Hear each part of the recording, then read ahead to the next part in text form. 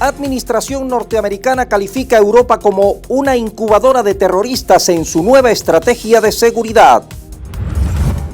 El canciller de Cuba, Bruno Rodríguez, desmintió al secretario de Estado, Marco Rubio, y denuncia que sí existe un bloqueo petrolero de Estados Unidos contra la isla. Presidenta encargada Delcy Rodríguez denuncia que existen sectores que persisten en tratar de hacerle daño al país a través de la falsedad y la mentira. Venezuela tiene pleno abastecimiento de alimentos y sigue liderando el crecimiento económico regional. Así lo aseguró la presidenta encargada, Delcy Rodríguez. Inmortalizada histórica victoria en el Clásico Mundial de Béisbol. Claudia Rengifo, oro en el Mundial Junior de Halterofilia y ya existen finalistas en la Champions League. Y al cierre de esta edición, Venezuela despliega un operativo nacional para vacunar los rebaños vacunos y bufalinos contra la fiebre aftosa.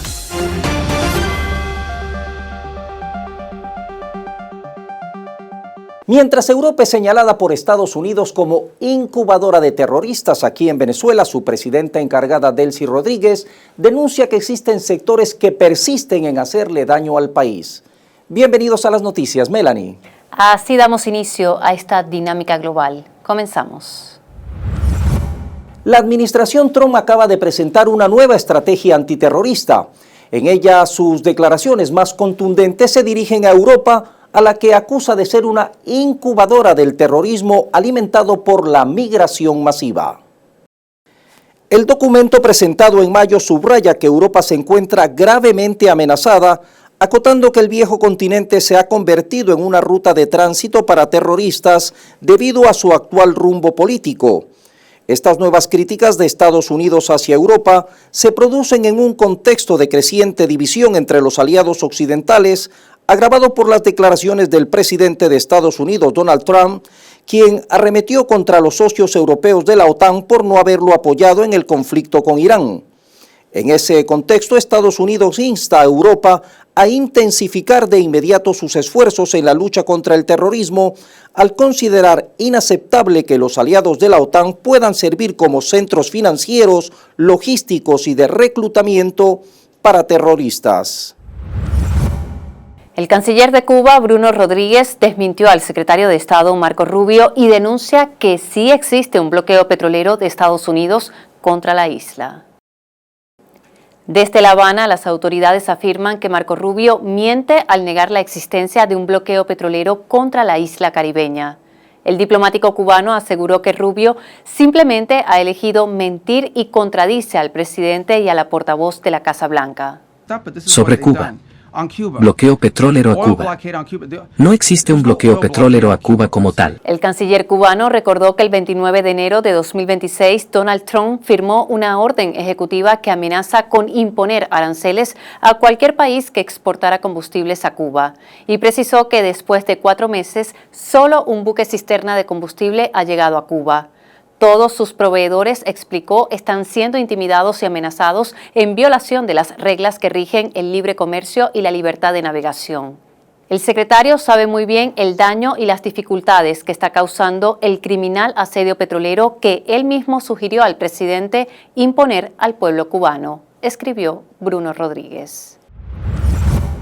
El gobernador mexicano del oficialismo, acusado de nexos con el narcotráfico por Estados Unidos, Rubén Rocha Moya, anunció el 1 de mayo que deja el cargo de manera provisional para facilitar las investigaciones.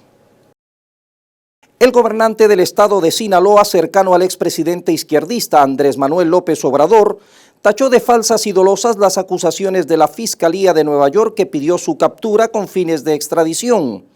La Fiscalía estadounidense acusa al gobernador y a otros 9 políticos de haberse asociado con el cartel de Sinaloa para distribuir enormes cantidades de narcóticos en los Estados Unidos. El gobierno mexicano ha solicitado pruebas. La Guardia Civil Española interceptó un buque con un cargamento de 30 toneladas de cocaína, una cifra que marca el mayor decomiso de este tipo realizado en Europa. La embarcación fue interceptada el 1 de mayo en aguas internacionales frente a las Islas Canarias. Había zarpado de Freetown, la capital de Sierra Leona, y se dirigía a Bengasi, en Libia. Una vez finalizado el proceso de inspección que duró varios días, la justicia española confirmó el 7 de mayo que el cargamento ascendía a 30 toneladas de cocaína, valuadas en más de 812 millones de euros. Durante la operación fueron detenidas 20 personas. Según los investigadores, la carga sería transferida a embarcaciones más pequeñas para facilitar su entrada en territorio español. Hasta ahora, el récord de incautación en España se ubicaba en casi 10 toneladas, registrado el pasado mes de enero. Las autoridades bolivianas declararon el pasado 3 de mayo la guerra al sicariato y al narcoterrorismo tras el asesinato del magistrado del Tribunal Agroambiental, Víctor Hugo Clauré. El magistrado boliviano fue ultimado con 4 disparos por presuntos sicarios la medianoche del 30 de abril, cuando retornaba a su vivienda en Santa Cruz de la Sierra. Las autoridades determinaron solicitar a las Fuerzas Armadas el despliegue de militares en las fronteras para reforzar la seguridad y la creación de un grupo táctico de la policía. El Tribunal Agroambiental, donde ejercía sus funciones Clauré, es el máximo tribunal especializado en la jurisdicción agroambiental y se rige por los principios de función social, integralidad e interculturalidad. La Fiscalía Boliviana conformó una comisión de fiscales para investigar el asesinato del magistrado. Santa Cruz de la Sierra, la ciudad más próspera de Bolivia, sufre actualmente de una ola de criminalidad con asesinatos y tráfico de drogas. El presidente de Estados Unidos, Donald Trump, recibió en la Casa Blanca a su homólogo de Brasil, Luis Ignacio Lula da Silva, en un encuentro marcado por la tensión que mantienen ambos gobiernos por sus diferencias ideológicas. La reunión se realizó el 7 de mayo a puertas cerradas y se extendió por más de 2 horas. Inicialmente estaba prevista una rueda de prensa conjunta, pero finalmente fue cancelada. Aún así, el líder republicano publicó un mensaje en redes sociales donde llamó la atención el término que usó para referirse a Lula, el dinámico presidente de Brasil. Una expresión poco habitual para describir a alguien y más aún tratándose de un presidente. Obviando ese detalle, Donald Trump aseguró que discutieron muchos temas, entre ellos el comercio y en concreto los aranceles, y adelantó que se programarán más reuniones en los próximos meses según sea necesario. El presidente de Brasil también compartió sus impresiones sobre el encuentro. Yo salgo muy satisfecho de la reunión. Fue una reunión importante para Brasil y para Estados Unidos. Siempre creo que una fotografía vale mucho y vieron que el presidente Trump riendo es mejor que de cara seria y me empeñé en decirle, ríase un poco, es importante, aligera el ambiente, nos levanta el ánimo si nos reímos un poco. GameStop ha ofrecido comprar al gigante del comercio electrónico eBay por más de 55.500 millones, una unión que la empresa de videojuegos cree que podría producir un competidor legítimo de Amazon.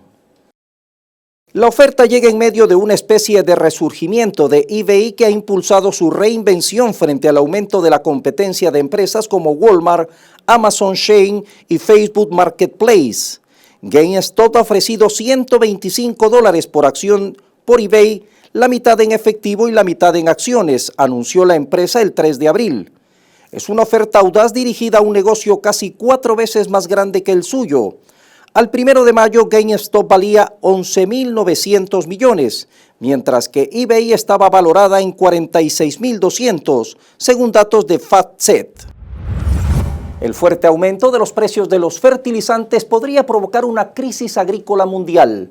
Así lo destacó el profesor de la Universidad Rusa de Economía, Plejanov Pavel Sevostianov. Esto sucede debido al bloqueo del estrecho de Hormuz y de las interrupciones en el suministro de materias primas. Los fertilizantes dependen directamente de los precios del gas. Hasta el 70% de su coste de producción está relacionado con la energía, subrayó el experto. De acuerdo con las previsiones del Banco Mundial, los precios mundiales de los abonos aumentarán un 31% en el 2026 y el precio de la urea se disparará un 60% hasta alcanzar los $675 por tonelada. Anteriormente, la ONU advirtió que si las interrupciones se mantienen hasta mediados de año, unos 32 millones de personas podrían caer en la pobreza y otros 45 millones enfrentar hambre extrema debido a la escasez de fertilizantes y la caída de las cosechas. La guerra comercial entre Bogotá y Quito sigue escalando. El gobierno de Colombia estableció aranceles de hasta 75% para 191 productos provenientes de Ecuador. La decisión oficializada el 28 de abril responde a la denominada tasa de seguridad implementada por el presidente ecuatoriano Daniel Noboa, que fijó aranceles del 100% a todos los productos colombianos que ingresen a su territorio, medida que entró en vigencia el 1 de mayo. Sin embargo, el gobierno de Ecuador anunció el 4 de mayo que a partir del 1 de junio reducirá esos aranceles del 100 al 75%. El arancel diferencial de 35, 50 y 75%, definido por el Ministerio de Comercio, Industria y Turismo de Colombia, se aplicará dependiendo del grado de producción y el nivel de abastecimiento interno, y será temporal mientras esté vigente la decisión arancelaria del vecino país. Las autoridades colombianas explicaron que se mantiene el arancel cero para los bienes que son insumos productivos esenciales que no tienen sustituto inmediato, que no se producen en el mercado interno y que resultan necesarios para los procesos de transformación con valor agregado. La semaglutida presente en el Ozempic puede ayudar significativamente a controlar el azúcar de la sangre. Sin embargo, algunos estudios también muestran efectos negativos. En el caso de la vista se han presentado casos de visión borrosa y empeoramiento de la retinopatía diabética, así como mayores riesgos de padecer una enfermedad ocular que puede causar ceguera, denominada neuropatía óptica isquémica anterior no arterítica. Es prematuro concluir que existe una relación causal, afirmó el neurooftalmólogo Andrew Lee, presidente del Blanton Eye Institute de Houston Hospital, y se necesita, dijo, más investigación para comprobar esta hipótesis. Hasta entonces, añadió, los pacientes deben estar al tanto de esta y en consulta con su equipo médico tomar una decisión informada y cuidadosa basada en su perfil de riesgo individual. Un estudio denominado Focus, actualmente en marcha, evaluará los efectos de la semaglutida administrada junto con la medicación para la diabetes sobre la retinopatía diabética. Se prevé que el estudio concluya en febrero de 2027. En México fue inaugurado el segundo puente más largo de América Latina construido sobre un cuerpo de agua. Se trata del puente Nichuptet de 11.2 kilómetros, el más extenso sobre una laguna en todo el país y solo superado en la región por el brasileño Río Nicteroy, que tiene más de 13 kilómetros. Esta obra, inaugurada el 2 de mayo, reduce tiempos de traslado y mejora la movilidad. El trayecto hacia la zona hotelera de Cancún pasa de hora y media a solo 10 minutos. Cuenta con 3 carriles, uno por sentido y uno que es reversible, además de una ciclovía bidireccional. Según las autoridades, el puente beneficia a más de 1.320.000 habitantes de 5 municipios y a los 20 millones de turistas que anualmente visitan la zona. Además, funciona como ruta de evacuación más ágil ante fenómenos naturales, al ofrecer una nueva vía de conexión hacia la zona hotelera considerada de alta vulnerabilidad ante huracanes. Apenas unas semanas después de que sus nuevas herramientas de inteligencia artificial para la oficina sacudieran las acciones de software, Anthropic está profundizando el objeto de su trabajo. La empresa está actualizando su asistente de inteligencia artificial Cloud para optimizar su rendimiento en tareas específicas como diseño, recursos humanos y gestión patrimonial, y además le permite trabajar con aplicaciones como Microsoft Excel y PowerPoint. Anthropic lanzó Claudio Cowork en enero con el objetivo de ampliar la utilidad de su popular herramienta de programación a más tipos de trabajo de oficina. Desde entonces ha realizado varias actualizaciones, primero añadiendo plugins que la optimizan en tareas como el análisis financiero y legal. Después mejoró el modelo de inteligencia artificial que impulsa a la gente y lanzó una nueva herramienta para el trabajo de ciberseguridad. El gobierno boliviano inició el 6 de mayo acercamientos con inversionistas y organismos multilaterales para reforzar sus reservas y atender vencimientos de deuda, reportó el medio económico Bloomberg. Busca medir el interés de una posible emisión de bonos dólares, operación para la cual contrataron al Deutsche Bank y Banco de Santander.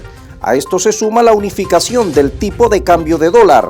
Bolivia enfrenta un entorno económico complejo marcado por la caída de ingresos y un calendario de pagos exigentes que incluye 2.300 millones de dólares en el 2026. El primer ministro de Antigua y Barbuda, Gaston Brown, fue reelecto para su cuarto mandato consecutivo tras una contundente victoria en los comicios del 30 de abril, donde su partido obtuvo 15 de los 17 escaños del Parlamento. Brown, quien gobernará hasta 2031, alcanzó el 60.3% de los votos, superando a su principal rival, Jamal Pringle, quien obtuvo el 37%. Brown, quien ha sido uno de los mayores promotores de la integración del Caribe y Latinoamérica, tomó juramento el 1 de mayo, reiterando su exhorto a la unidad regional y a mantener el hemisferio como zona de paz y cooperación.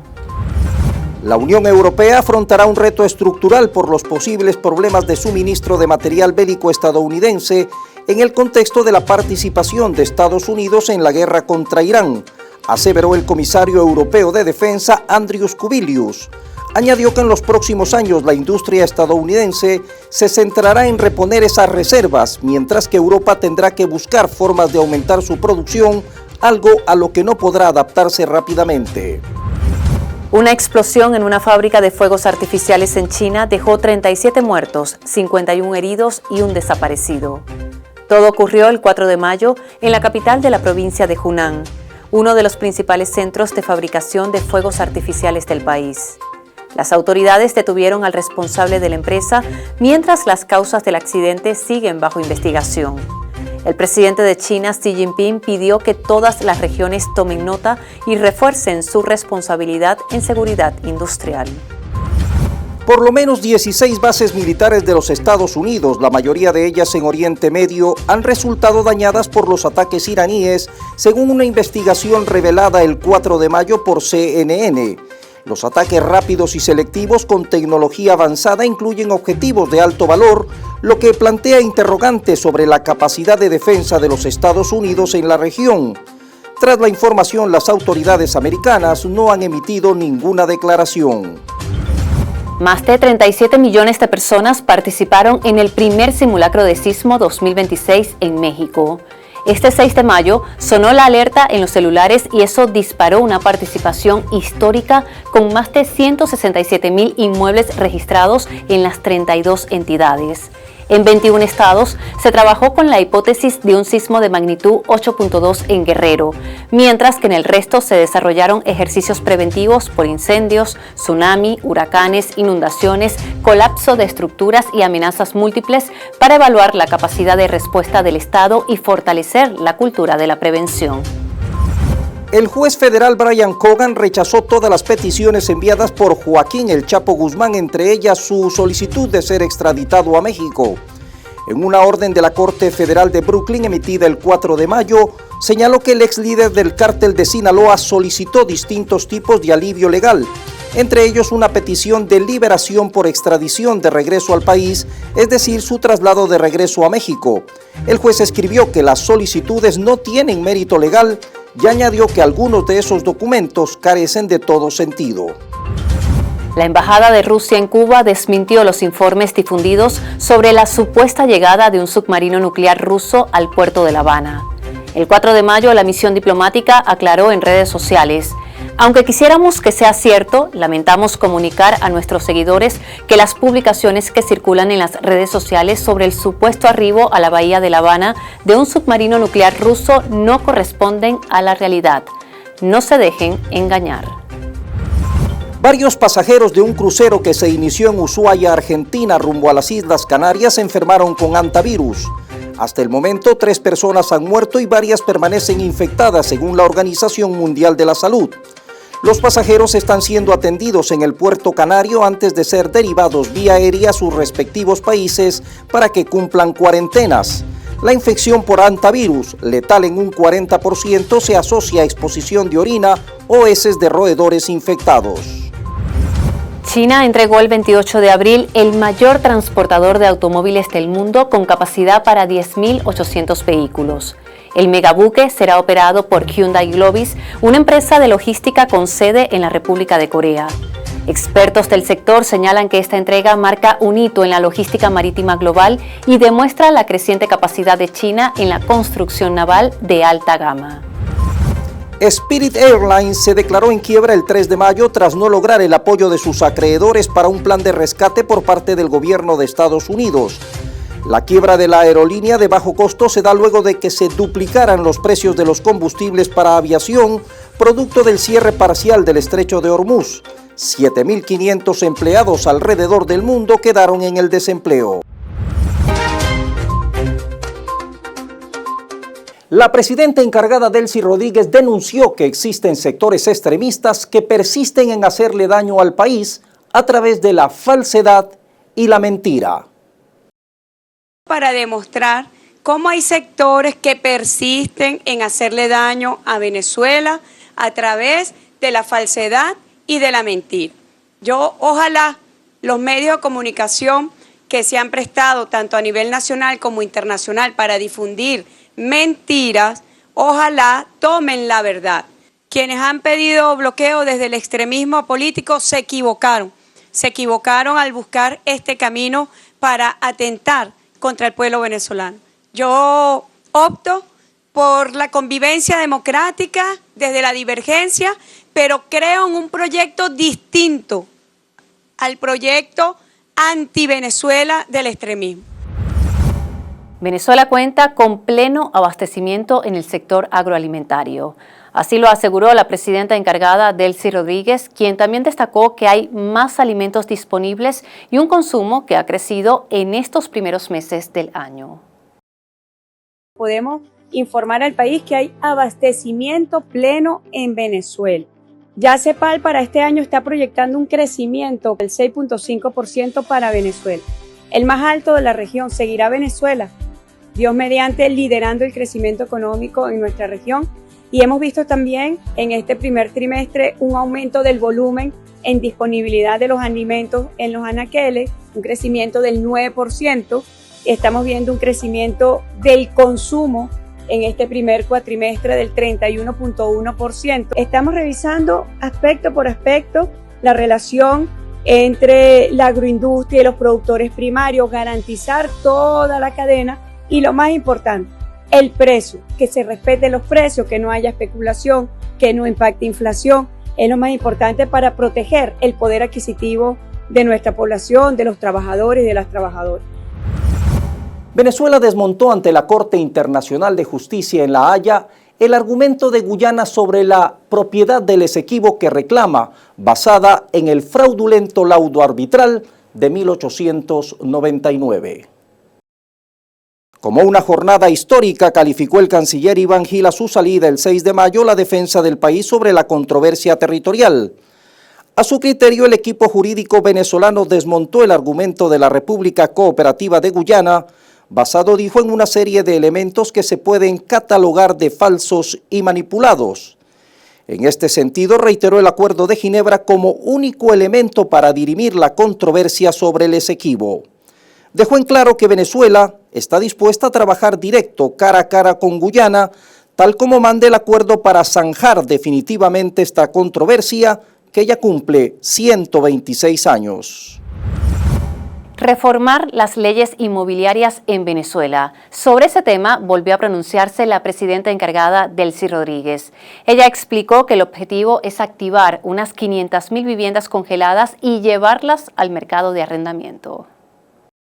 Yo lo anuncié, una reforma a las leyes inmobiliarias para que todas esas viviendas que se estima en 500.000 viviendas que están congeladas puedan salir al mercado de arrendamiento y pueda darse una relación sana entre el arrendador, el arrendatario que necesita la vivienda y nosotros como Estado garantizando que esa relación fluya y se dé de manera que permita el arrendamiento para las jóvenes familias, para los jóvenes que se recién casan y quieren formar una familia, puedan tener una vivienda.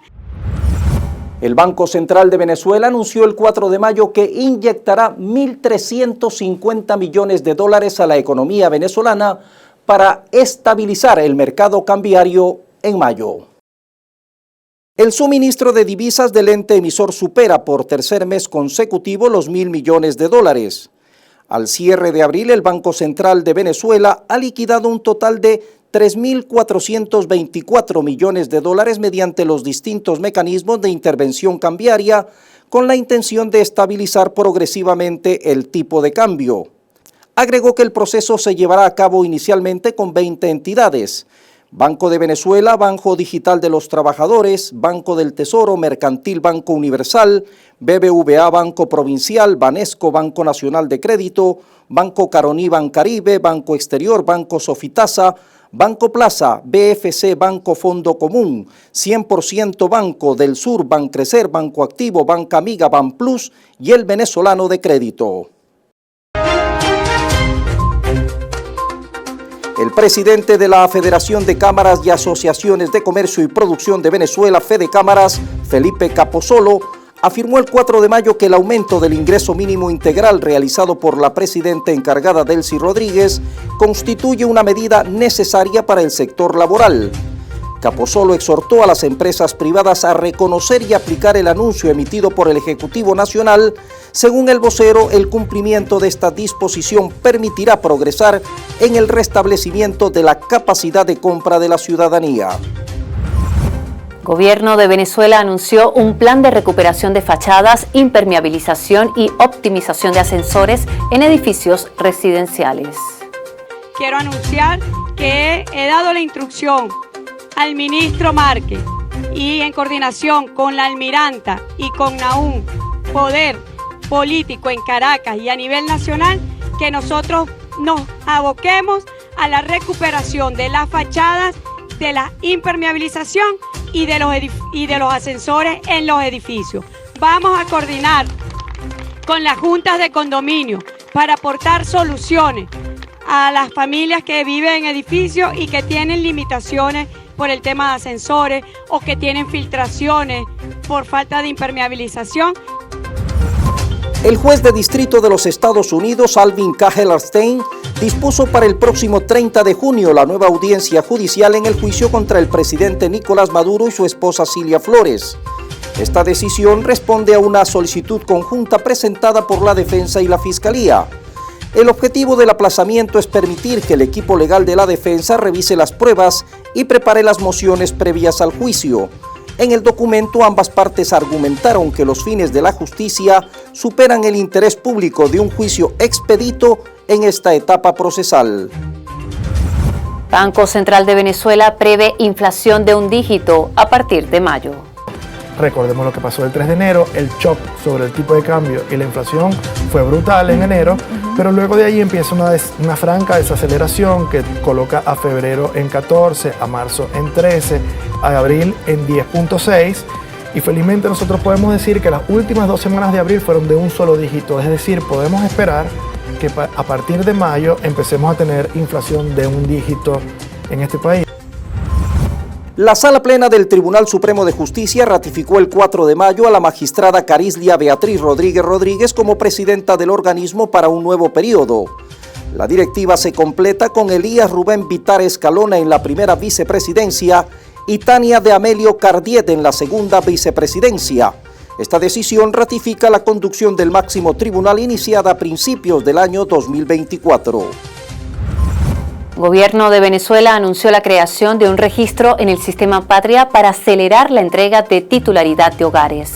Un nuevo mecanismo que busca eliminar la burocracia y garantizar que cada beneficiario de la Gran Misión Vivienda Venezuela reciba su título de propiedad. Quiero también anunciar que a través del sistema Patria estamos creando el registro de los beneficiados y beneficiadas de la Gran Misión Vivienda Venezuela para que podamos actualizar.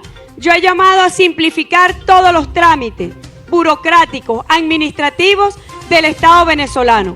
Vamos a organizar los expedientes y que todos los beneficiados tengan su título de propiedad. El gobierno de Venezuela anunció el 4 de mayo el cierre total por 15 días del puente internacional Francisco de Paula Santander, que conecta el estado venezolano del Táchira con el departamento de Santander, Colombia, debido a labores de mantenimiento. Las autoridades de ambos países hicieron un llamado a los conductores y a la población a tomar previsiones ante los trabajos que se realizarán para solucionar la erosión y socavación que se han presentado en la estructura. Inmortalizan histórica victoria en el Clásico Mundial de Béisbol. Claudia Rengifo, oro en el Mundial Junior de Halterofilia. Y ya existen finalistas en la Champions League. La histórica victoria de Venezuela en el Clásico Mundial de Béisbol 2026 quedó inmortalizada en el Salón de la Fama y Museo Nacional del Béisbol en Nueva York con la inauguración de una exhibición permanente. Los objetos del equipo criollo y fotos del partido en los que el equipo nacional derrotó a Estados Unidos en una final inolvidable se exhiben ya en los prestigiosos pasillos del museo. Con nuevo récord panamericano, plata en envión y también en total de la división de los 69 kilos, la pesista venezolana Claudia Rengifo conquistó la medalla de oro en la modalidad de arranque en el Campeonato Mundial Junior de Halterofilia que se disputa en Ismailia, Egipto, del 2 al 8 de mayo. Esta marca no solo le otorgó la presea dorada, sino que también estableció un nuevo récord panamericano en su categoría. Paris Saint-Germain de Francia y Arsenal de Inglaterra disputarán en Budapest, Hungría, el próximo 30 de mayo en el Puskás Arena la final de la Champions. Ambos llegan tras derrotar al Bayern Múnich alemán y al Atlético de Madrid español. Una final inédita que sin duda concita desde ya la atención futbolística mundial por el torneo de clubes más importante del mundo. Buenas noticias para el campo venezolano. Ya está en marcha en todo el país la gran campaña de vacunación para proteger a los rebaños contra la fiebre aftosa. Un paso clave para mantener el ganado sano y en crecimiento. Desde el 1 de mayo comenzó el primer ciclo de vacunación contra la fiebre aftosa, un proceso fundamental para que Venezuela avance hacia la certificación internacional como país libre de esta enfermedad ante la Organización Mundial de la Salud Animal.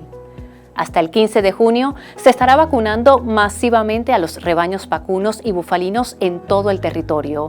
Es un despliegue grande, coordinado, con más de 150 veterinarios del Instituto Nacional de Salud Agrícola Integral, el INSAI, que estarán recorriendo fincas, hatos y comunidades para que ningún animal se quede sin su dosis. Desde 2013 no se registra ni un solo foco de fiebre aftosa en Venezuela. Hablamos de 13 años sin casos. La fiebre aftosa es una enfermedad viral muy contagiosa que afecta al ganado y puede generar pérdidas importantes en zonas que dependen de la actividad pecuaria. Cada 8 de mayo se celebra el Día Mundial de la Cruz Roja y de la Media Luna Roja en conmemoración del nacimiento de Henry Dunant, su fundador. El objetivo de este día es reconocer la encomiable labor de millones de voluntarios y empleados que todos los días, alrededor del mundo, salvan vidas, ayudan a los más desfavorecidos, pero sobre todo, cambian mentalidades. Su emblema, Melanie y amigos, una cruz o luna roja sobre fondo blanco, es reconocido en todo el mundo como símbolo de ayuda humanitaria y suele ser respetado en todas las circunstancias para que puedan desarrollar su labor en países en conflicto. Así la dinámica global esta semana. Nos vemos en una próxima edición.